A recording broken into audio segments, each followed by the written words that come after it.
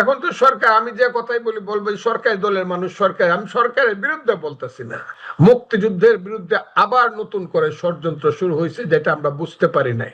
এটা বলে আর লাভ নাই, আমার চোখে পানি আসে যে এগুলো বইলা কি করব। এটা খুব বড় ধরনের ভুল হবে যদি সরকার এটাকে গ্রহণ করে। না হলে চলেন যে আমার সাথে চ্যালেঞ্জ করেন একটা থানাতে। আমার সাথে কে চ্যালেঞ্জ করবেন? একটা থানাতে চ্যালেঞ্জ করেন গিয়া, বৈষম্য যে মুক্তিযোদ্ধারা সব আসেন। বাংলাদেশটা ভাই পাউডার হওয়ার বাকি আছে। চিটার, এই যে চিটারের দল, করাপ্টের দল, এইসব লোকেরা আজকে বাংলাদেশের সামনে এসে গেছে। রাষ্ট্র চালায় তারেক রহমান, বিএনপি বকলমে রাষ্ট্র চালাচ্ছে সেই সব ক্রিমিনাল ক্রাইমস এন্ড ক্রিমিনাল যে লোকেরা। আমি তাই বলি যে দেশটার কপালে আরো দুঃখ আছে।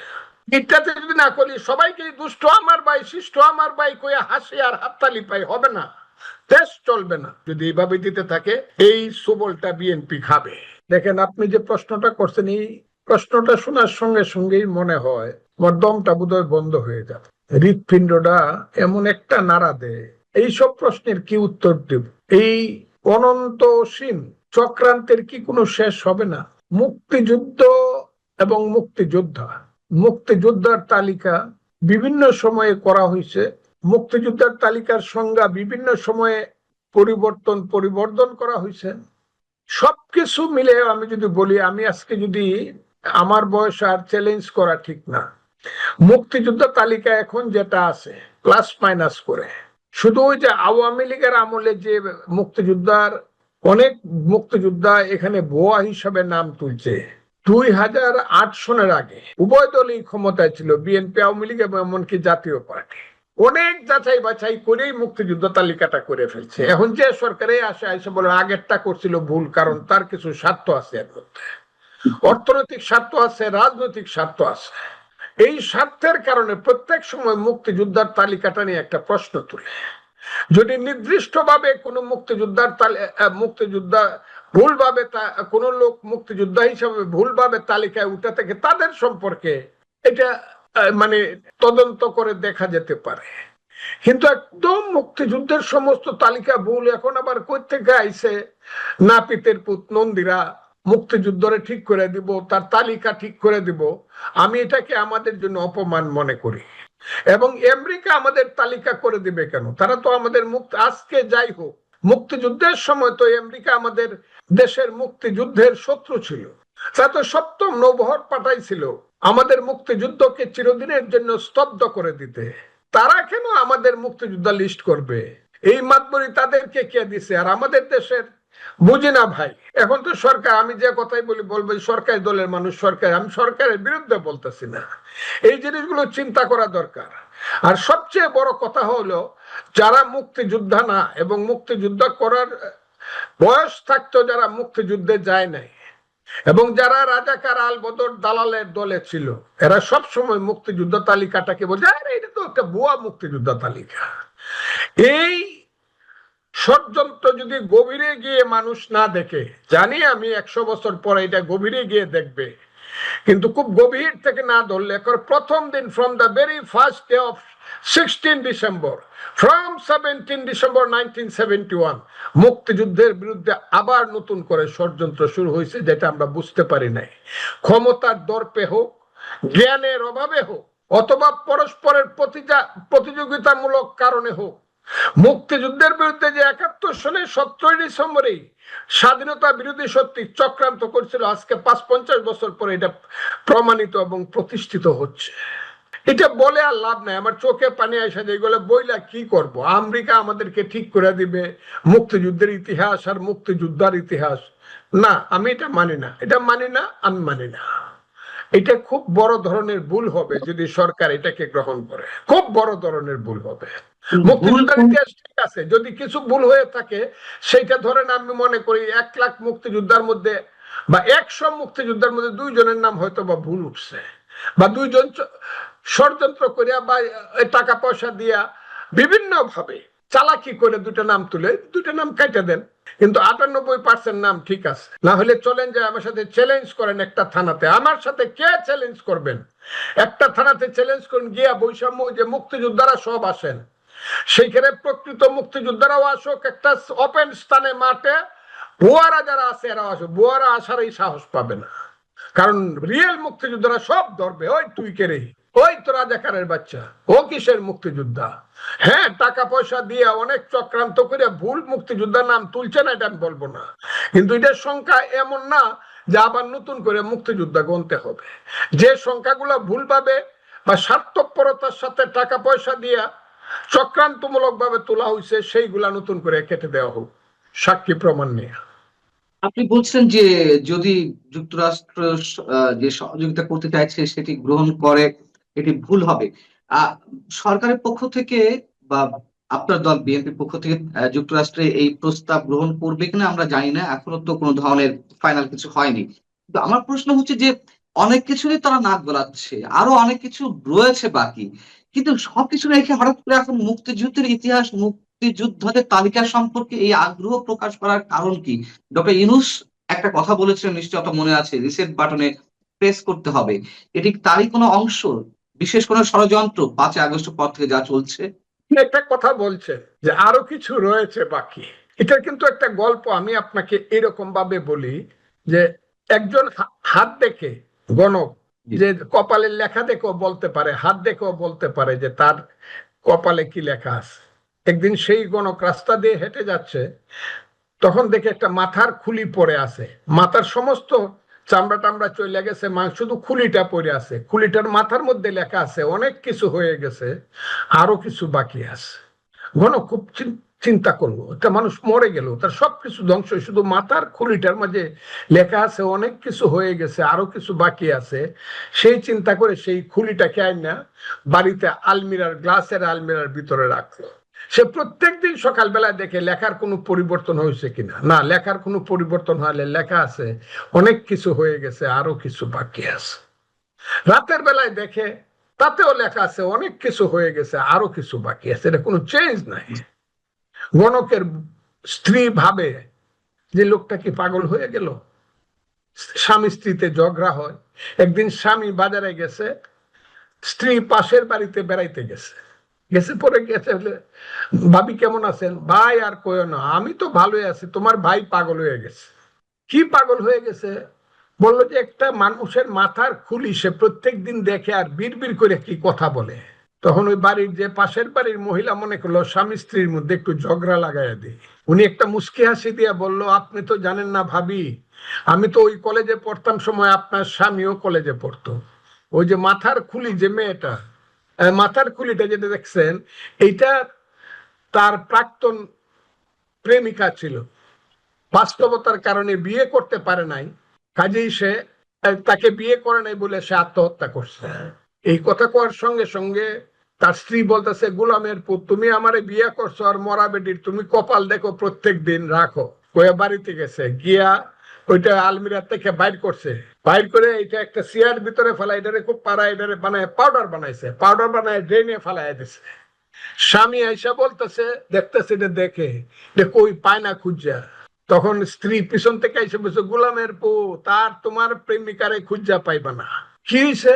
বলো, দেখ তো এটাকে ড্রেনে ফেলাই দিছে। ওই গণক হাঁটতে হাঁটতে বাড়ির ড্রেনের পাশে গিয়া দেখে একেবারে পাউডার হয়ে এটা পড়ে আছে। তখন গণককে বলল, ওই যে লেখা ছিল অনেক কিছু হয়ে গেছে, আরো কিছু বাকি আছে, এটা পাউডার হওয়ার বাকি আছে। বাংলাদেশটা ভাই পাউডার হওয়ার বাকি আছে আমার কাছে মনে হয়। না হলে এত চরিত্রহীন, এত লম্পট, এত চোর গুন্ডা, এত চিটা, 5টা সি যাদের নামে আছে এরা হইল দেশের নেতা, এখন বিরোধী দল করে। একটা সি হইল কানিং, ক্লেভার, করাপ্ট, ক্রিমিনাল, এবং আরেকটা সি, 5টা সিটে ওইটা আমি বললাম না, চিটার। এই যে চিটারের দল, করাপ্টের দল, এইসব লোকেরা আজকে বাংলাদেশের সামনে এসে গেছে। রাষ্ট্র চালায় তারেক রহমান, বিএনপি, এটা ঠিক আছে, আমরা রাষ্ট্রের সরকার, কিন্তু বকলমে রাষ্ট্র চালাচ্ছে সেই সব ক্রিমিনাল ক্রাইমস এন্ড ক্রিমিনাল যে লোকেরা, যাদের পিছনে 71-এর শিল মারা আছে, কোনোদিন সেই শিল যাবে না। তুই আলবদর রাজাকারের বাচ্চা, এরা এখনো দেশ চালাচ্ছে, প্রশাসন এখনো তারা চালাচ্ছে, অর্থনীতি এখনো তারা কন্ট্রোল করছে। কাজেই দেশ ঠিক হচ্ছে না। তারা আজকে রাজশাহী ইউনিভার্সিটি দেখেন কি হচ্ছে, একটা ইউনিভার্সিটি এই হয়, প্রত্যেকটা ইউনিভার্সিটি মাদ্রাসা হয়ে গেছে। রাজাকারের বাচ্চারা সমস্ত বিশ্ববিদ্যালয়গুলো দখল করে নিছে। আর যতদিন পর্যন্ত ওই বিশ্ববিদ্যালয়গুলোতে রাজাকারের বাচ্চারা মাদ্রাসা বানায় রাখবে, ততদিন পর্যন্ত এই দেশের সাধারণ মানুষের জ্ঞান অর্জন করার কোনো জায়গা নাই। আমি তাই বলি যে দেশটার কপালে আরো দুঃখ আছে। এখানে আমেরিকা আসতে পারে। আজকের চুক্তি তারা করছে, যে চুক্তিটা করছে, এই চুক্তিটা কিন্তু আমি বহু আগে কইছিলাম যে বাঙালি জাতি বারে বারে বিদেশিদের দ্বারা আক্রান্ত হয়েছে, তাদের মায়েরা বোনেরা ইজ্জত হারাইছে, নীল সাহেবদের অত্যাচারে কেঁদে কেঁদে ছড়া বলছে, ছেলে ঘুমালো, পাড়া জোড়ালো, বর্গি এলো দেশে, ফুলবুলিতে ধান খেয়েছে, খাজনা দিব কিসে, ধান ফুরালো, পান ফুরালো, খাজনার উপায় কি, আর কটা দিন সবুর করো, রসুন বুনেছি। এই কথাগুলা বোধহয় ভবিষ্যতের আমাদের মায়েরা বোনেরা কেঁদে কেঁদে বলবে, যদি আমরা এখনো ঠিক না হই। এখনো যদি ঠিক না হই, আমাকে মানুষ ভোট দিছে, আমার দলকে মানুষ বিএনপি কে ভোট দিছে, নিশ্চিতভাবে সরকার আমরা চালাবো, তবে সমস্ত মানুষের সহযোগিতা আমরা নিব, এই ব্যাপারে আমরা দলমত করব না। এর অর্থ এই না যে বেত্তমিজ, বেতাসির, বেয়াদব, বেঈমান এদেরকে আমরা মাথার উপরে তুলে নাচবার সুযোগ দিব আর আমরা নো নো। দেশ চালাইতে হবে কঠিন ভাবে, দুষ্টের দমন, শিষ্টের পালন। এটাতে যদি না করি, সবাইকে দুষ্ট আমার ভাই, শিষ্ট আমার ভাই কইয়া হাসি আর হাততালি পাই, হবে না, দেশ চলবে না। এবং এখানে দুষ্টের দমন এবং শিষ্টের পালন যদি না হয়, আমার যেন মনে হচ্ছে না কিছু ফাত্রা ছেলে পেলে, কিন্তু বেদমি ছেলে পেলে, এদেরকে আমি কি বলবো, এদেরকে আমি ভাদ্র মাসের কুত্তারে যেমন ইঞ্জেকশন দেয়, পাগলা কুত্তার ইঞ্জেকশন, এদেরকে ইঞ্জেকশন দেওয়া দরকার। এইসব ছেলে পেলে এরা যে ভাষা ব্যবহার করে, মুরব্বীদের প্রতি যে ধরনের অপমানজনক শব্দ ব্যবহার করে, এরা যে মায়ের ঘরে জন্মগ্রহণ করছে, সেই মাও সতী ছিল কিনা, এদের কথা শুনলে এটা প্রশ্ন জাগে।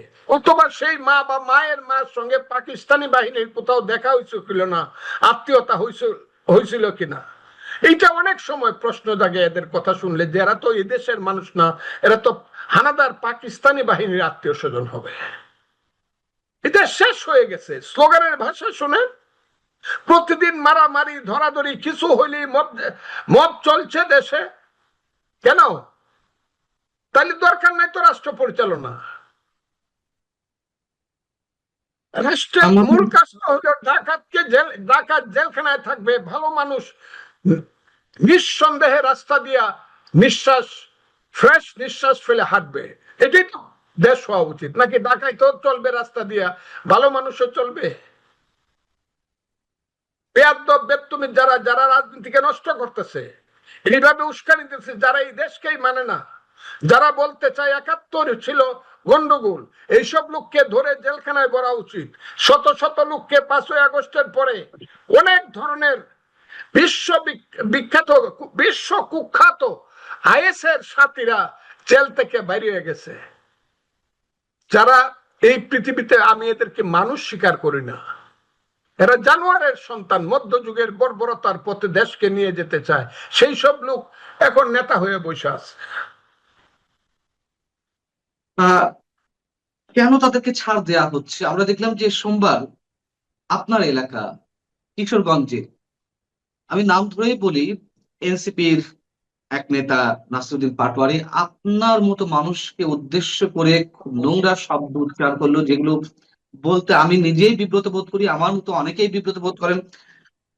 আমরা যদি বিব্রত বোধ করি, আমাদের যদি খারাপ লাগে, নিশ্চয়ই আপনার কেমন লাগে আমরা উপলব্ধি করতে পারি। আপনাকে আমি বলতে বাধ্য হচ্ছে দর্শকদের উদ্দেশ্যে, আপনাকে সোমবারও ফজু পাগলা হিসেবে উল্লেখ করে আপনাকে দেশে অন্যতম সন্ত্রাসী হিসেবে উল্লেখ করা হয়েছে, মুজিববাদী সন্ত্রাসী হিসেবে উল্লেখ করা হয়েছে।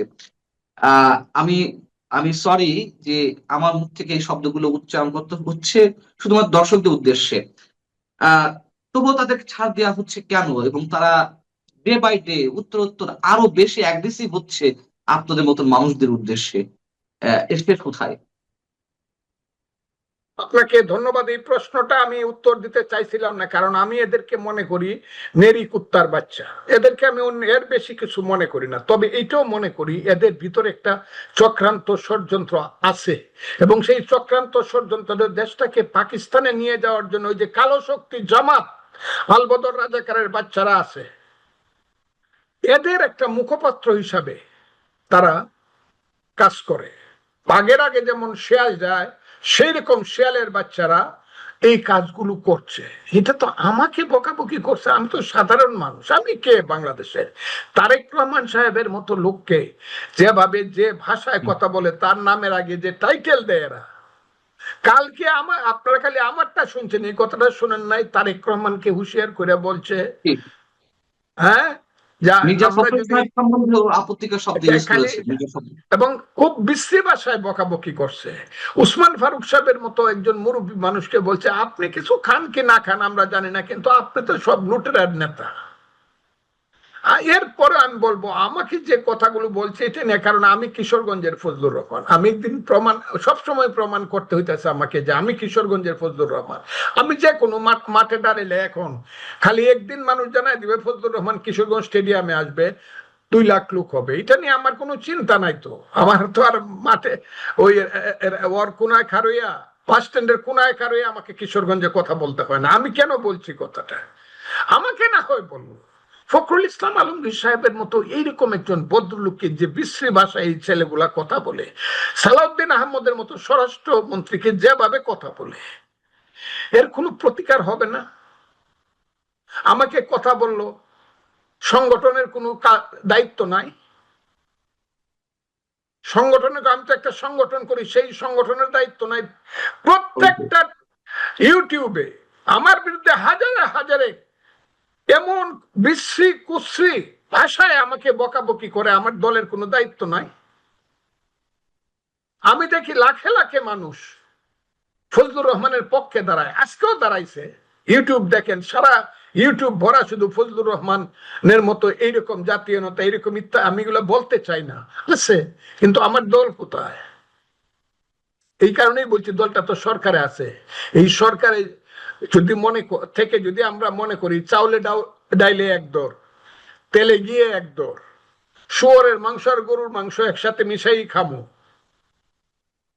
যদি মনে করা হয় চাউল এবং কাকড় একসাথেই চলবে, তাইলে আমার কোনো কথা নাই।